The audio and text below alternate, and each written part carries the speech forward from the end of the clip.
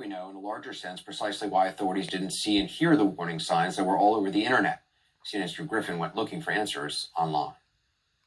Caught flat-footed, federal and local officials insist they had no idea the siege would happen. There was no intelligence that suggested that there would be a breach of the U.S. Capitol. But that seems hardly believable. In the days and weeks before the insurrection, the warning signs were clear.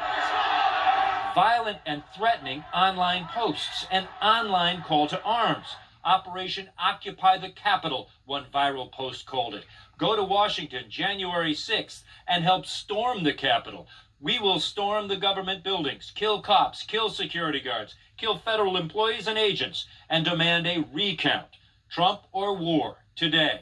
That simple, another user posted. The writing was on the wall months ago that this could turn into something extremely violent. Researchers who track hate, violent speech, and extremist groups say what happened at the Capitol shows what some dismiss as just online boasting was actually a plan of action.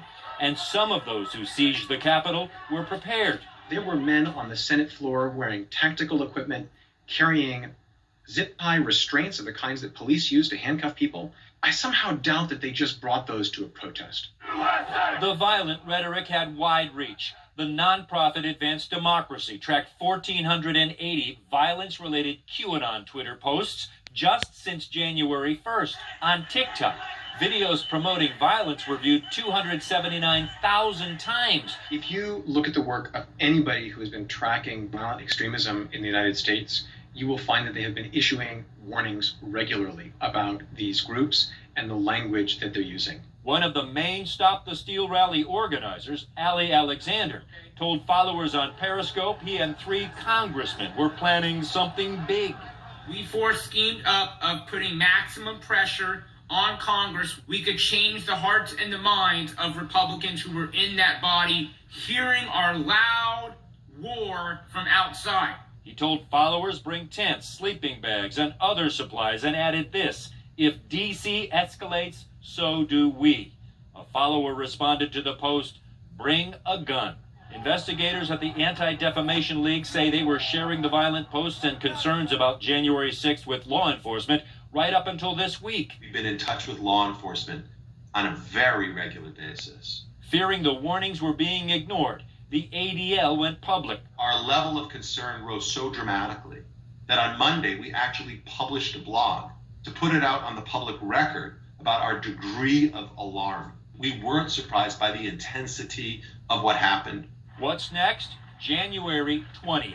Researchers are worried about the increasing chatter about violence at the inauguration. I think it's very plausible that we are just at the beginning of this. Round 2 on January 20th. One poster writes on the online forum, The Donald, I don't even care about keeping Trump in power. I care about war.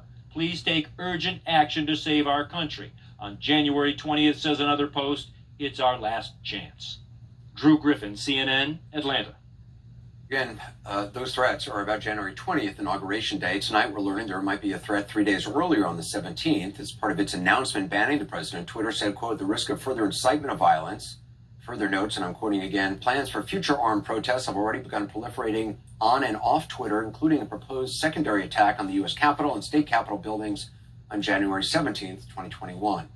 Joining us now, CNN Chief Media Correspondent Brian Stelter and CNN Law Enforcement Analyst Charles Ramsey, who also happens to be the District of Columbia's former police chief. Chief Ramsey, the warning from Twitter about attacks on January 17th, as well as calls online for round 2 on January 20th, it doesn't seem to get more serious than that, does it? No, it doesn't, and I'm aware of both. The one on January 17th targets not only the U.S. Capitol, but also Capitol buildings in all 50 states, especially the swing states. It's going under the guise of being some kind of Second Amendment rally.